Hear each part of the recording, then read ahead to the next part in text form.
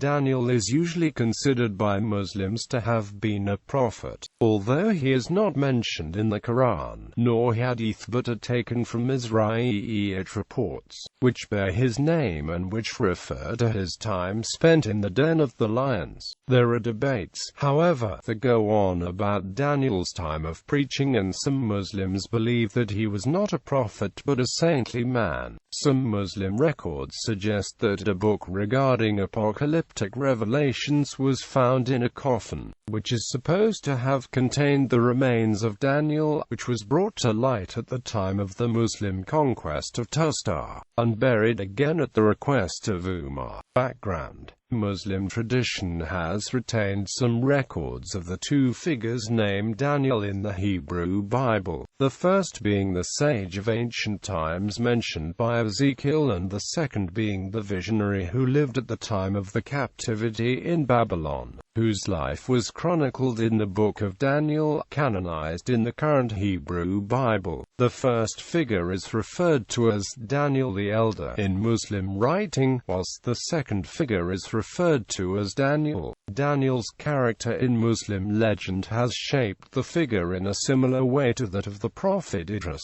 as he is considered to have been a revealer of future mysteries, coupled with one who excelled in scientific matters. However, other scholars reject the differentiating and treat both Daniel the Elder and Daniel as one and the same. Also, Ibn Taymiyyah in his book Al-Jawab as-Safi writes a lot about Daniel writing and foretelling Muhammad finding and reburial. Ibn Qati records in his book of Al-Bidayah wa-Nihayah, it was narrated from Khalid ibn Dinar that Abu Ali said, "When we conquered Tustar, we found in the treasury of Al-Hormuzan a bier on which was the body of a dead man, and by his head was a scripture of his.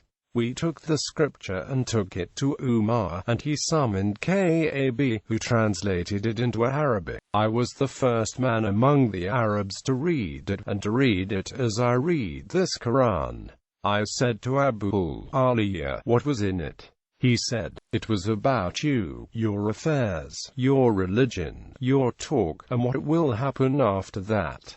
I said, what did you do with the man?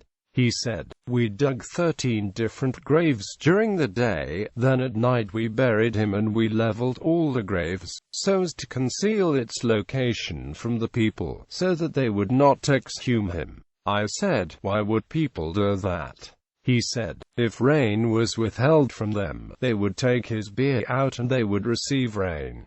I said, who do you think the man was? He said, a man called Daniel. I said, how long ago do you think he died? He said, 300 years ago. I said, had anything of him changed?